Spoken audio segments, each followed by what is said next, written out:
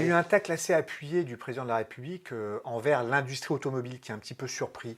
Vous partagez cet agacement exprimé par l'hôte de l'Élysée contre les constructeurs? Il y a deux choses dans l'industrie. Il y a d'abord, mettez-vous d'accord sur les normes. Il y en a marre, moi en tant que consommateur, savoir que la prise machin, c'est pas la prise truc, que chacun préserve son précaré, et finalement on émiette un petit peu les nouvelles technologies. Mais la deuxième chose, c'est la culture de l'acheteur.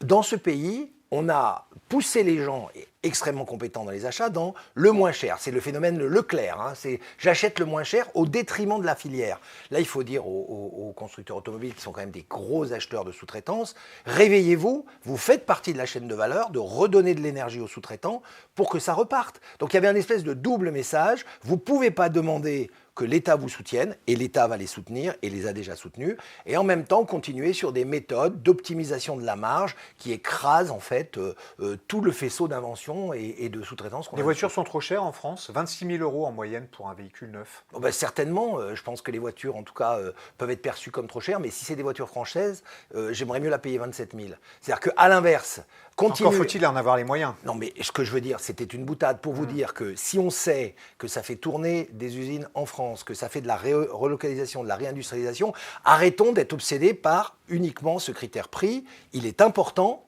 mais il est tout aussi important que la machine vertueuse de la croissance se mette en route. Ça veut dire qu'on consomme français finalement. Donc il faut, ou au moins européen, et qu'on arrête de dire « Ah ben c'est moins cher », parce que vous savez, dans le bataille du prix, pour encore très longtemps, la Chine, puis l'Inde, puis l'Indonésie vont toujours nous battre. Donc si notre seul critère, ça reste le prix, effectivement, on pourrait baisser les bras. Et c'est ça le plan de relance 2030, c'est de dire on ne baisse pas les bras, on se relève les manches et on montre que la France, c'est pas l'espèce de monomaniaquerie de certains hommes politiques qui veulent la voir en déclin, en désespérance, en perdition.